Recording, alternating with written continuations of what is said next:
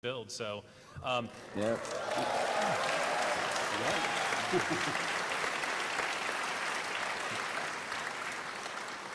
so this crowd is in for a real treat. We showed this at E3, but you guys are going to get the really the most detailed walkthrough of the map, the first detailed walkthrough of the map. So, you know, like Max said, when we started the project, there was a huge number of decisions that we had to make. You know, we sat down with Max. We really went over the things that worked, the things that didn't work, kind of his wish list items, those types of things.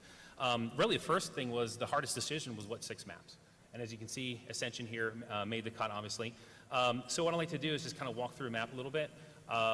So first of all, you guys will notice the updated visuals. Now, I'm going to talk to the visuals just for a little bit as it relates to design, and then we'll kind of get into some of the wish list items and some of the other stuff that kind of was the results of the feedback that we got from talking with Max, as well as just all the research and everything that we do, listen to the community and listen to the fans. Obviously, you know, with Xbox One, oh, sorry, thank you. With the Xbox One, we're able to do an incredible amount of visual fidelity, but there's a challenge there. We found very quickly early in the project that we're sitting here, we're making the map super sexy, we're really pimping them out, but what happens is you start to get a lot of visual noise. And some of our basic kind of really design goals are that any change cannot affect gameplay. So that even goes for visuals. The things that visuals can do is they can really start to muddy really the gameplay. And well, how does that happen? Well, target acquisition. Just a lot of noise and level. People not knowing paths or paths, those types of things. So you know that was a big challenge we tackled head on. So let me kind of point out some of the key visuals here. And a lot of it really deals with just really, we wanted to just immerse you even more in the levels. You can see here. So what our artists did here, obviously we have a beautiful skybox with the halo ring rotating around it. They basically created a halo ring that's to scale in game. And that's what you're seeing right now.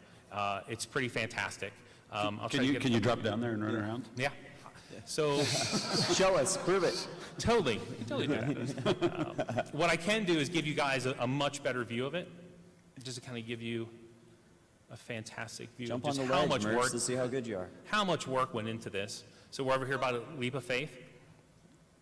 Oh, I'll jump. Okay, I'll jump. Nice. And you just don't really realize just how incredible the visuals are until you. Oh.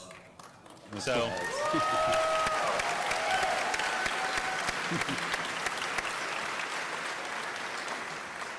Huge, just hats off to our artists. They've done a fantastic job. So obviously there's a lot of other things you guys can see, and I'll move through this pretty quickly. Just incredibly detailed terrain, natural features. The Forerunner structures are just gorgeous, just absolutely gorgeous. So let's move on to the gameplay stuff a little bit.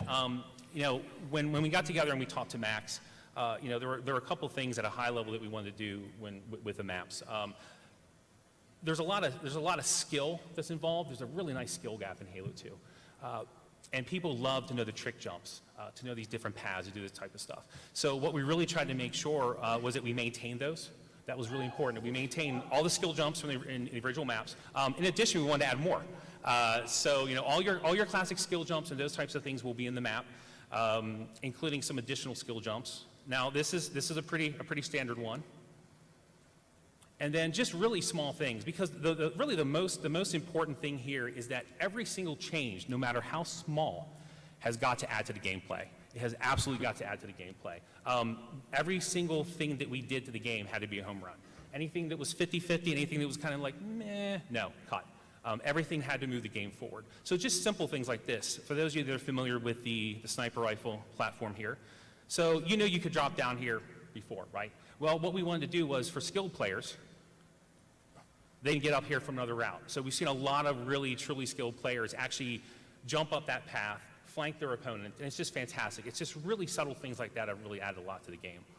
I'm going to go through here and show you guys a couple other really, really important paths that we have changed. Because we know everyone really wants to see the map and kind of see all the changes that we've done. So I'm really excited to kind of show you guys that stuff. So here's the Banshee platform. Again, fantastic view of the vista. So something that really kind of came out of the feedback with Max when we were talking about the map was the sky bridge does not really get used a lot for obvious reasons. It's really kind of one big circular loop, travel loop. There's not a lot of cover. So, and when you're out there in the middle of the sky bridge, your options are really limited. You can't really bail out very easily. So what we thought we'd do is we thought we'd do a couple really subtle things. So everyone always thought that the connection here was kind of awkward. So what this did is we added some additional space here, we did some modifications, and it just played fantastic. People like the additional space to fight. They like being able to approach the Banshee platform in a different way. And then most importantly, one reason that people really didn't use the sky bridge a lot was they would get sniped from Big Tower, and that's fine. And what's really important about all these changes is that we've got to maintain the original spirit of the map. The original gameplay of the map, the original spirit of the map. The map, Halo 2 in general, and this map in particular, is really about the zone control, about controlling the big tower, about controlling the small tower. So we don't want to take that away from players, but we want to give the other players a chance to counter the people that hold these power positions. So you can see we've added some additional cover while running along here from the big tower. And then really one of the biggest changes is we added this entire center kind of platform structure here. And it's fantastic. People really get a chance to kind of fight in here. It gives them a lot more tactical advantages or tactical strategies that they can do. And then, of course, this was originally an original skill jump. And, of course, I botched it. That's how you can tell it's a live build, when the lead designer is not paying attention and botches a skill jump, and I'll probably hear about that from QA on Monday. So what we did is we made this skill jump a little easier, but what's great is we noticed that more skillful players are now able to do this jump backwards. They're able to do all this type of stuff. So we haven't taken anything away, and we've added stuff, especially for your less skilled players or your more casual players. And by having this additional structure here, it's just really played well. It's so subtle, but it's just really worked out fantastic in terms of adding additional cover when you're trying to approach either way, either approaching the Banshee platform or attacking the big tower. There's a lot of other changes that we did. For instance, there weren't not a lot of long-range weapons around this area. We added a Covenant carbine here. It gives you a little bit to counter the BRs and the sniper rifle. Let me go up here to the big tower. So I think really one of the biggest things that we identified in this map, when talking with everyone, getting feedback, with talking with Max, is just the dominance of long-range combat in this level. So there's a number of things that we tried to do to kind of help along with this. We adjusted spawns, we added additional cover. I think one of the biggest changes, though, and the thing that I'm most excited about, is we've really tried to add a lot of dynamic elements into the maps. And what's neat about this? Wait, have you shown this yet? No, this is the first time anyone's seen Sure this. this is okay, Dennis? Wait, I didn't think you were going to show this, Dave. All right, okay. Do you guys want to see this? I didn't know we were showing this either, but there goes. Back No, now we're showing it. We're showing it now. So, when talking with Max, one of the wish listings for Max, and Max can verify this, is he wished that they had done. You know He wished that they had done a lot of the more dynamic stuff, like in Zanzibar. The bridges, the wheel, those types of things. Those people find those things exciting. So something that we've done with this map in particular is we have added an energy shield in the middle.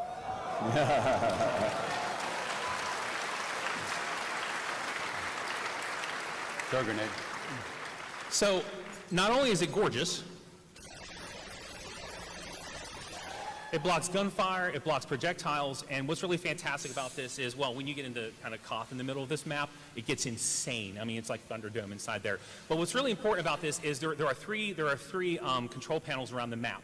And when it comes up, players can basically activate this, and they can provide cover in the middle for their teammates, whether they're running around it or whether they're inside of it. And what that really does is it gives players just another really interesting tactical advantage that they can do. And it's just been fantastic to watch people hit the shield, and then assault the big tower, assault the small tower. It's just been really, really exciting to see that type of stuff. And this is really, to go at a high level, this is the type of stuff that we're doing across all the maps, even though we haven't announced what the maps are yet. Yeah. But you can expect to see this type of stuff. Really taking Zanzibar and spreading that throughout, kind of levels, as well as going just above and beyond things like plasma coils and those types of things. Really trying to up the interactivity and stuff in the levels. Awesome. Thank you, David. Thank you.